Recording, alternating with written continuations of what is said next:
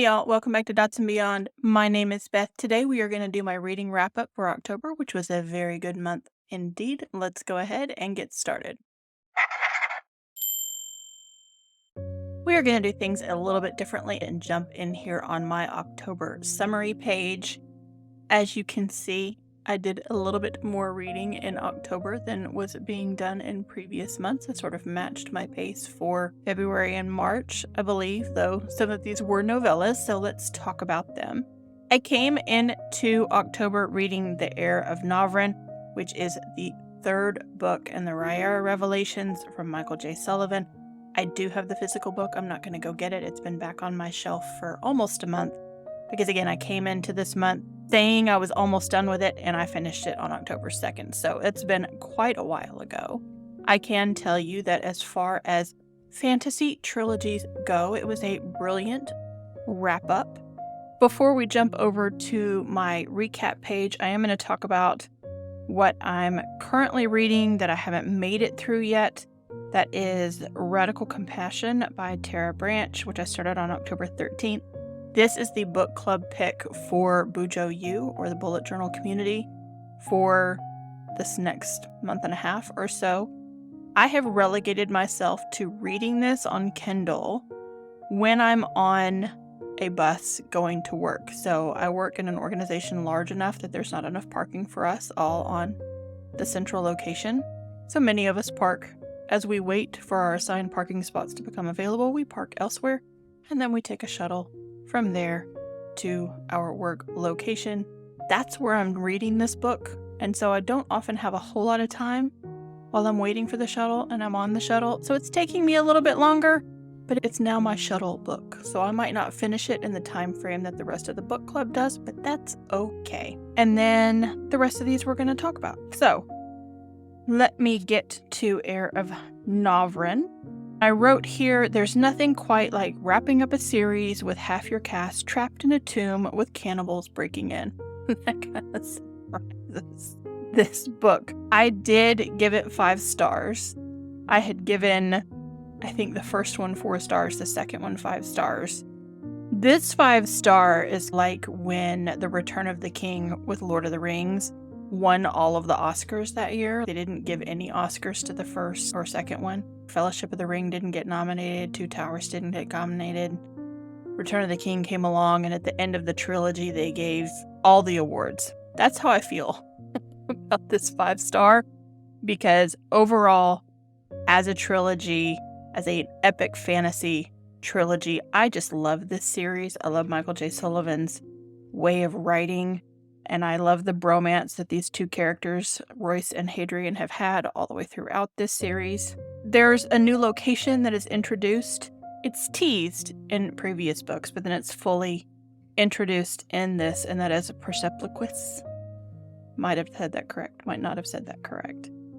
But now, and it's fully out there, there's a prequel series to this series, and I'm hoping that that location has a bigger role to play in that prequel series because I want to know more about it. So don't be surprised if I jump into this. I might not do it until 2024, but I will probably jump into the prequel series to Rhaenyra and then read that as well. So I very much enjoyed how this wrapped up, and I needed to wrap it up so that I could jump into my haunted house obsession for October 2023. And that kicked off with, of course, Follow the House of Usher, which was our reading for Edgar Allan Poe for the month. I started off with Oh, I Love This Tale, and then I decided that I needed to read T. Kingfisher's What Moves the Dead, her retelling of Fall of the House of Usher, before I finished this. And I just finished that book at 10 p.m. on October 31st on Halloween, which was last night.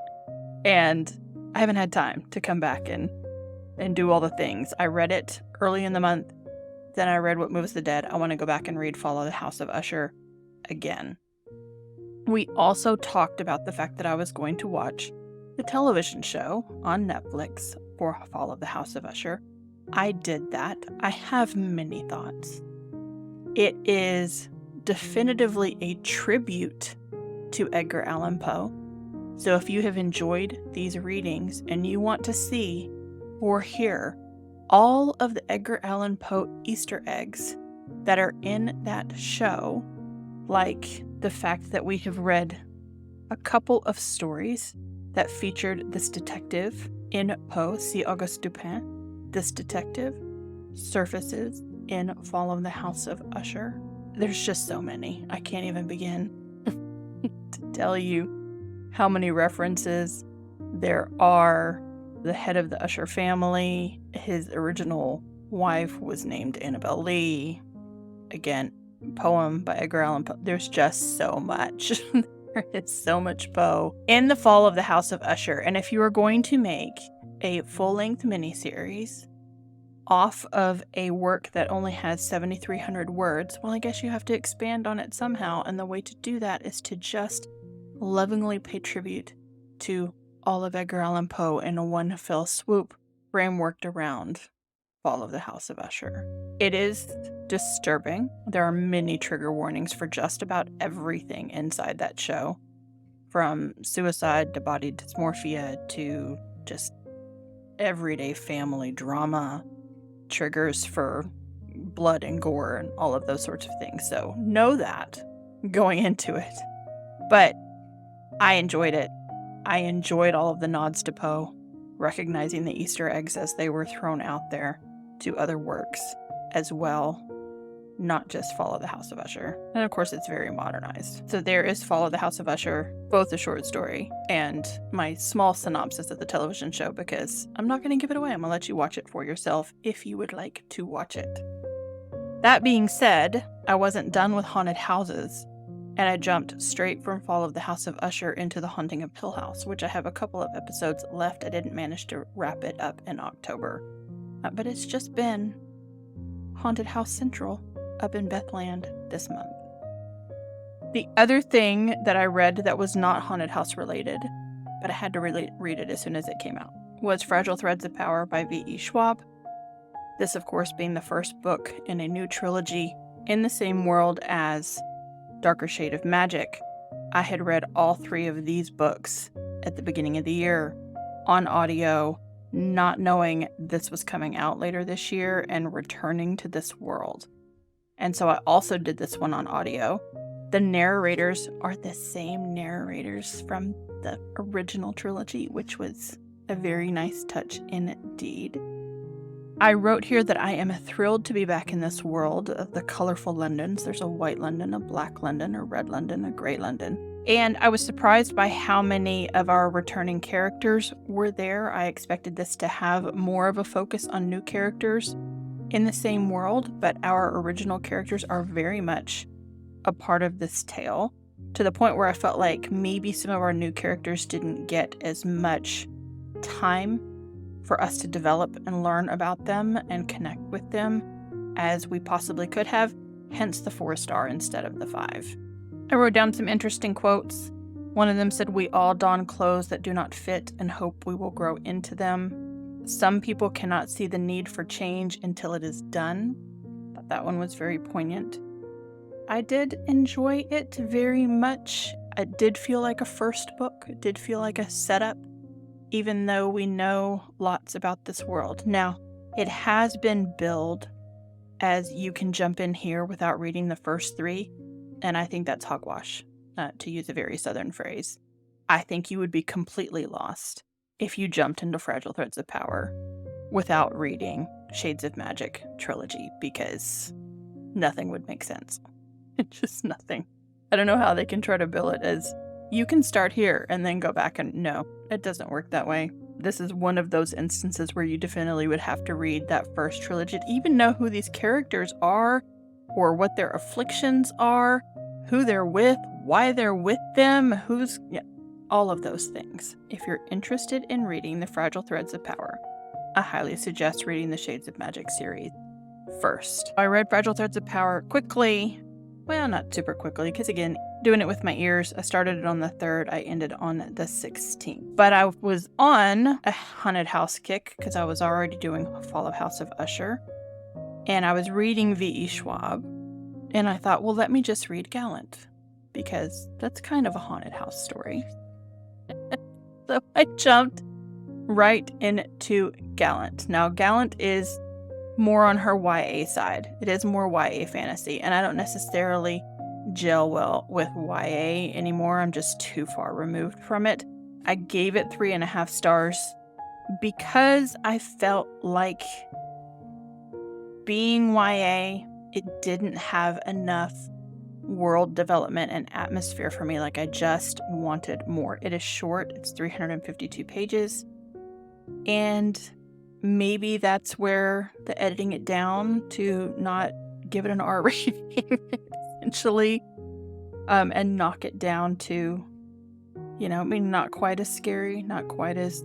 It was enjoyable. I could see 15-year-old me loving it. Absolutely. One of the things I have figured out, and I wrote it here, I said, I'm learning that V.E. Schwab is a fan of the young heroine who must grow up too quickly or is thrust into a world of adult responsibility. And I wrote, Gallant is fine, not great. Because we have 3 now of the same characters that fit that mold in this world. Our main character from this world in Shades of Magic was young, not super young, but young, and thrust into a world where she had to make do. And in this series, we're introduced to 2 more female characters who are young, thrust into a world of adult responsibility and have to grow up too quickly. So it's just interesting now that it just seems to be a running thread. But I did enjoy Gallant. I would have enjoyed it more if I was still younger. I am not. I did write down this one quote that I did like, that safe does not mean happy, does not mean well, does not mean kind. Because people always will say, oh, well, you're safe. Yeah, for sure. Maybe.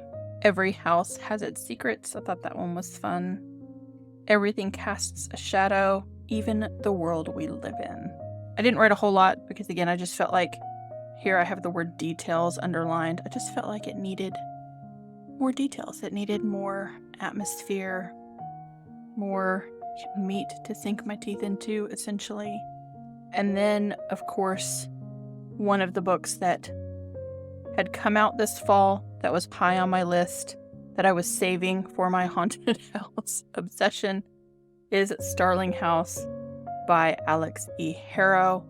Again, I picked up Alex E. Harrow for the first time in 2023 and read both 10,000 Doors of January as well as Once and Future Witches.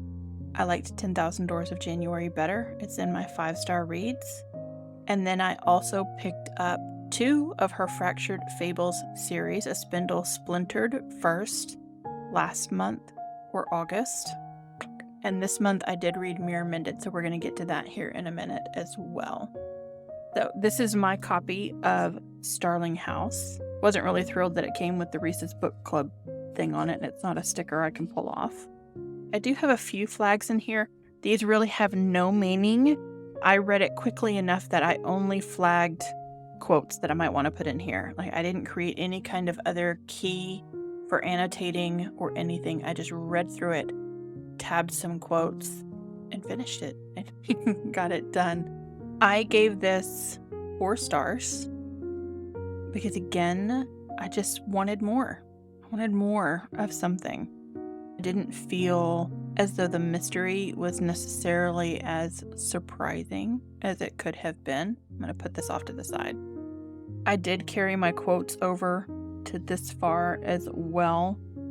There were some things in it that spoke to me, definitely, of having a troubled life, poverty, loneliness. Again, a heroine who's had to accept more responsibility, although different author, more responsibility than she should have at a certain age. And yeah, I guess it was just in this one, I don't think it's too much of a spoiler to say, basically Starling House, the house in question, is quite sentient. It has a mind of its own. It's one of those books that brings 2 broken people together.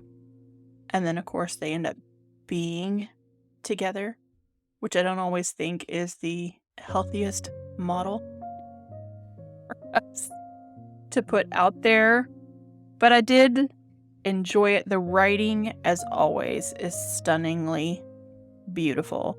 Alexi Harrow's prose is what I like. We do get this from multiple points of view. The story is told from our heroine Opal's point of view, as well as the other broken person that is brought into it. Still prefer 10,000 Doors of January. That's still my favorite from Alexi Harrow at this point, but it's definitely a great read for me, just not a 5-star read for me. And then we have Alexi Harrow's Mirror Mended. And this is all the way back here because I forgot to journal it. So I had read it October 2nd and 3rd, and I just completely forgot about it. And it was just one of those things that I was trying to, again, wrap up some things before I jumped into my haunted house stories. And I just wanted to get this one read. So it lives back here. Still read it in October, but it lives back here. I did give this 5 stars. I love this Fractured Fabled series, and I really hope that there is going to be more. I wrote Mirror Mended seems to wrap up things quite a bit, but with so many fables to fracture, there must be more to come. What I didn't expect was I knew it was a series, and I knew we were hopping into different fairy tales. Spindle Splintered being Sleeping Beauty, Mirror Mended being Snow White. I didn't know our main character was going to hop across as well, and she does. So that was a pleasant surprise for me. I guess that was just something I didn't realize in the promotional materials, the reading one from the other, that our character Zinnia would still be around, and she's kind of fractured the Fable multiverse. Things start popping up that are not supposed to be there, and is it because she has been hopping in and out of fables? Now, to be fair, she's mostly been stuck in different versions of Sleeping Beauty, so the Sleeping Beauty multiverse. And in this, she suddenly gets janked into a story of Snow White. She's not supposed to be there. And then they start finding out that there are other things in other places that are not supposed to be there. And of course, like Spindle Splintered, not everything is what it seems. Even if you have a degree in fables and folklore, which our main character does. I have subtitled this series, the Fractured Fables series, as Rory Gilmore Goes Grim. And I think that really sums it up because Zinnia is a bookworm, our character. She, again, has this degree in folklore and fables, much like Rory Gilmore and her reading. And these books, Alexi Harrow writes the dialogue in these books like the dialogue of an episode of Gilmore Girls. There are so many pop culture references. There is so much snark. There's so much. If you love Gilmore Girls, you should probably read these. You would probably love them. And tell me if you read them that you don't pick up on, I feel like I'm reading the script for a fable version of Gilmore Girls, because it's totally there. So that's what I have subtitled it, is Fractured Fables, Rory Gilmore Goes Grim. Like Grim Fairy Tales. I love it. I think it's a fantastic series. It's fun. It needs to stay novella length. They're just perfect to fit in everything that needs to be fit in. There is tons of representation in both of these books across the board, and I just love them. I think they're great. But again, not a haunted house tale, because they came before my haunted house phase. And then we have What Moves the Dead by T. Kingfisher. Oh, I have books here. So here's Mirror Mended, and this is, I had made myself a little bookmark to go with it. And this is my key to this particular book, and I make a different key every time I'm reading a book. So I'll show you the difference between this one and What Moves the Dead here in a minute. So this one I just had character. I had one specifically for folklore. I had one for quote, and then I had one for world building. Sometimes I stick other things in there, like a tab for things that I don't like, or if I want to flag different trigger warnings. It just depends on what I'm reading. These novellas are so short that I was trying to keep it as simple as possible. And then What Moves the Dead by T. Kingfisher, which I finished this last night. Haven't had time to get my notes put in here. I did get it rated. So again, I rated it 5 stars. I love this There were parts in it that just made me go, which is a good thing. Just make you shiver with the disgustingness of it all. Sometimes I do stick the clear post-it notes that I can write on with a Sharpie in here with character names on it so I don't forget who everybody is. I don't know where my key is. Nope, found it. I had atmosphere because I think in a haunted house tale, atmosphere is key. Quotes, characters, and then I ended up adding a last one, the last minute, which I didn't have my marker to write on, and this green I put as death, if that tells you anything. I had to go back and add it as I was reading along. The art in here is fantastic. Just love it to death. Quotes are blue. Yeah, I was lying. I did not want to go into that tired house dripping with fungi and architectural eyes. Just fantastic. I loved as somebody who was raised overseas, and just go with me here and do not get offended. Just please don't get offended. As an American who was raised overseas, I very much can sit back and look at the stereotypical American, I know we are not all that way, that seems just very brash and abrasive and loud. Most countries think Americans are very loud people. This being set in Europe and there being an American character, and I am never sure what to think of Americans. Their brashness can be charming, but just when I decide that I rather like them, I meet one that I wish would go back to America and then perhaps keep going off the far edge into the sea. And it struck me so funny. And that's the kind of humor that is peppered throughout this horrible tale with really nasty fungus. And if you have a fungi phobia, this is not the book for you. Don't read it, because you kind of have to read those bits to know what's going on. And if it really creeps you the F out, this is not the book for you. And there's a sequel coming. Y'all, I found out just yesterday that there's another book with these characters coming. I don't know if it's tied to Poe. I'm going to have to figure that out. But there's another one of these with some same characters, surviving characters, coming out in February. I already pre-ordered it. I found out about it yesterday. I pre-ordered it. It is spooky and it has its grossness. There's another one. Sometimes it's hard to know if someone is insulting or just an American. I'm sorry, it's just funny. People get hung up on happiness and joy, but fun will take you at least as far, and it's generally cheaper to obtain. I think that's my favorite quote from the book. I have a couple other marked in here. Like I said, I was marking them in blue. Most of us go to the devil without him having to personally oversee things. There is a lot of popular fiction not being the right word, works today that have a combination of, and I'm just going to use the word zombie for lack of a better word, zombie and fungus element together. From video games to television shows made on those video games, to a book I read earlier this year, The Girl with All the Gifts, which I rated 5 stars as well. So maybe that's my vibe. Clearly haunted houses are my vibe because I just started reading this month and couldn't stop, and it was great for me. What Moves the Dead, T. Kingfisher. And then in the midst of it all, when I had finished listening to Fragile Threads of Power, I decided I needed another audiobook while I was reading physical books. And I had purchased back in, when I had a book haul, because I did a book crawl back in April or May, I had purchased this book, which is Rebecca by Daphne du Maurier.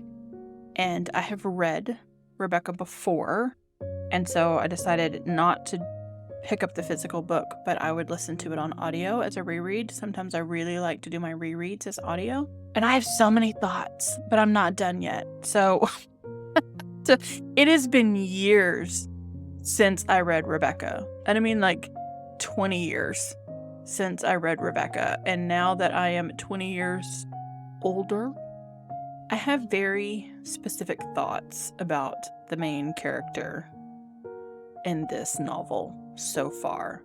And if you've not read Rebecca, it is a gothic novel about a young girl who marries a man. And when did I start it? I just started it on the 27th, so I'm still listening to Rebecca. It is about a young girl who marries an older man whose wife had passed away. The young girl is not Rebecca. The wife is Rebecca, the dead wife. We don't know the name of our protagonist. And she meets him in Monte Carlo when she is working as a companion for an elderly lady. And then he marries her and takes her to his home where Rebecca used to live. And Rebecca's presence, speaking of haunted houses, is still everywhere. But now that I am, again, 20 years removed from the last time that I read this, and someone who lives with mental illness, our main character has got issues of her own, even without the presence of Rebecca in the house. I did update my first lines, and the first line of Rebecca is, "Last night I dreamt I went to Manderley again." And at some point in time, our main character had visited and then bought a postcard of the Manderley estate, and now this is the man that she has married. So she has very interesting thoughts of what Manderley should be, or what she perceived it to be. And she is not of the gentry. She has been lifted up into this station by this marriage, and she's not entirely healthy in the mind. That's all I'm gonna say until I finish it. Again, I have read it before. It has been a very long time, and I'm very much enjoying it. It's gonna be a high rating for me still, but I do have all of these thoughts about our character and the way she perceives the world. But as you guys can see, I have got no pages. So November and December are going to be very interesting. I'm really not sure how that's going to pan out. But let's look at November, because I've already set it up. I figure you've seen me set this spread up exactly the same way that I would just go ahead and set it up and write in the reads that I'm currently reading and have our Poe pick reveal. So our Poe pick for November is The Masque of the Red Death, which could have also fit in February because Venice Carnevale, but that's where I put Cask of Amontillado because Venice Carnevale. That's what we are going to read. It is much shorter at 2,400 words. It is a very short story. And then, of course, I've gone ahead and put in here that I am reading Radical Compassion because I have not finished that yet. And I am reading Rebecca by Daphne du Maurier. And we are set up to start checking these off today because today is November 1st. I'm about to edit this and put it up, even though it's going to be very late. I had wanted to get it up yesterday, but there were some things that just derailed my week this week. And I wanted to make sure I finished What Moves the Dead before I did this. I had to fit it into October. So in addition to finishing Rebecca by Daphne du Maurier and then finishing the television show The Haunting of Hill House, that will wrap up my haunted house obsession, and I can move on to some other things for November. Do I have a plan for the end of the year? Well, there's a couple of things that I do want to do. I have done an audit of my reading to make sure everything is up to date.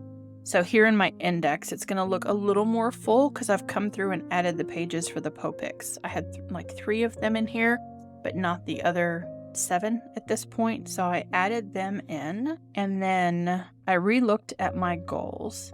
And of course, one of my goals is 3 series end. I have also counted these. These are now correct. I'm at 40, I think is where my count is.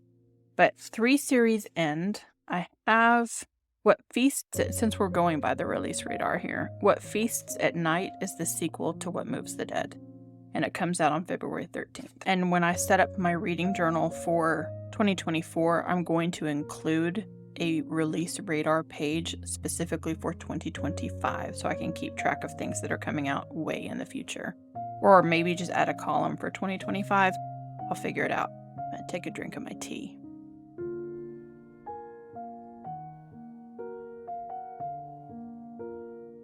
Am I going to get to any of the books on my backlist before the end of the year? I don't know. Looking at them, I'm like, do I want to read that right now? I don't know. If you've only been here for a minute, I'm very much a mood reader. I am not a establish a TBR and read the TBR things kind of person. Here's my series tracker. I really need to read the last book in the Invisible Library series. And maybe that's what I'll do sometime in November or December. And this is literally a case of not wanting it to end. I'm not going to diss the Invisible Library series. My mother is a librarian and I love fantasy. And therefore I love this series. It does not have to be a masterpiece for you to love it and to own that you love it. And I love Genevieve Cogman's Invisible Library series. Other people have compared to it to like the Library of the Unwritten, which I didn't like. I read all 3 books and I should have DNF'd it partway through the second one. Just jumped the shark in so many ways. The first one was okay, and it was okay enough to make me pick up the second, and then why I kept reading, I have no idea. That is not my case with the Invisible Library series. It is not Shakespeare, but it is very enjoyable. I very much love it. I don't want it to end, and that is definitively the end, unless she comes along in another year or two and decides to start writing more in this series. So that's probably what I need to read to get to my 3-series end. I have read the Rhaenyra Revelations, started and finished in 2023, so it wasn't even on this list when I made those goals, but it counts. Same for Shades of Magic. So I have finished that series. Technically, I have finished Fractured Fables because there's only 2 of them, but I think that's cheating. So I will probably finish the Invisible Library series unless I jump back into Outlander and finish it on audio. I've just kind of lost interest. If you've read the Outlander books, once the Outlander books jumped from Scotland to the New World, or what would become the colonies and what would eventually become the United States, lost interest. Like, Scotland's what was holding me there, and that was book 1. I realize that characters go back now because I'm caught up on the television show, so I know what's happening. I just haven't read the books. I stopped after 7. So maybe I'll jump, and those I've read in book form. I've never done Outlander on audio, but if I'm ever going to finish it, I might have to finish it on audio. Otherwise, I DNF'd the Bridgerton series. Emily Wilde is still on hold. Maybe that's what I'll pick up in November and finish Emily Wilde's Encyclopedia of Fairies, because I do want to read it. I just got distracted by other things. So, am I making a TBR for the end of the year? Absolutely not. But I do need to finish my series wrap up if I'm going to hit my goals. 3 series in, read 365 days, do my 12 picks. We've been reading the 12 picks, got 2 more to go. And 48 in 2023, which leaves me 4 books for November and 4 books for December, and I will be there. It's pretty darn good considering last year I've been in such a reading slump for the last few years, despite being somebody that was raised by a librarian, despite being somebody who has a degree in English literature. Work has just been in the way, and I let it get in the way, and so I made it a priority. And one of the reasons that I document my reading journal journey is so that y'all can keep me accountable to doing that. And that way I'm filming these and coming back and being open and honest about how much I'm able to read and what I've been reading and how I've been reading it, whether it's on Kindle, whether it's a physical book, or whether it has been with my ears. And all of those things are okay. Years and years and years ago, I was one of those snobby literature majors who was like, you can't read with your ears. And I can admit that I was wrong. That was not okay for me. And it took me a long time to get there. And it took me a while to find a way to listen to books. I had started with several things when I had gone back to school, and I just couldn't do it. They just kept putting me to sleep, or I couldn't get into them, or they were just really bad narration. And eventually it was Michelle Obama's Becoming that pulled me out of that reading with my ears slump, because having her tell her own story was just fascinating. And so I kept it to memoirs and autobiographies there for a little bit before I was able to meld in and start adding some fantasy and some other things so that I can listen to a book while I am doing other things like creating bullet journals. Or I can't do it when I am at work because I get into a state of flow when I'm knee deep in a spreadsheet or I'm doing event plans, and 10 minutes will go by and I'll realize that I have no idea what I've just listened to. Like, I do the same thing with music. I always have music on when I'm working, but I can't even tell you, half the time if I'm in that state of flow, what I've been listening to for 10, 15, 20, 30 minutes. So I can't listen to the audiobooks when I am at my day job, but I do listen to it on my commute. And I do take time every evening before sleep to wind down with an audiobook and have all the rest of my devices turned off. So that is it for my October reading wrap up, and that is where we are headed in November. I'm gonna at least try to hit some of those goals and maybe fit them in here. We'll see if I have to add some pages, tip in some pages to get to the end of the year. I have recorded my journal and planner lineup for 2024, so look for that this weekend.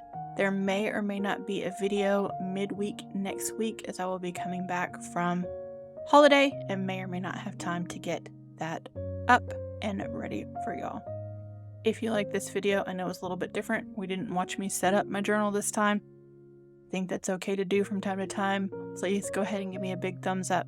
Subscribe if you haven't already, and I will catch you in the next one.